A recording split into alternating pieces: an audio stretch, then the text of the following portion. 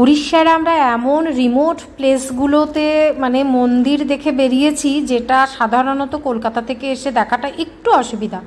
তো এই মন্দিরটির নাম হচ্ছে প্রগলা পীঠা, এটিও নরসিংহপুর কটকে অবস্থিত। এত সুন্দর পরিবেশ না। আর এখানে ওই মাঘী পূর্ণিমার সময় বিশাল এক উৎসব হয়, পুরোহিত মশাই বা পণ্ডিতজি সেটাই জানালেন। একটি একদম নির্জন পরিবেশে পাহাড়ি একটা এলাকা, জঙ্গলের ভেতর দিয়ে যেতে হয়। দেখুন কি অপূর্ব সুন্দর এই মন্দির। আর এই ধরনের মন্দিরে এলে পুরো নিরিবিলি নির্জন, লোকজন খুবই কম।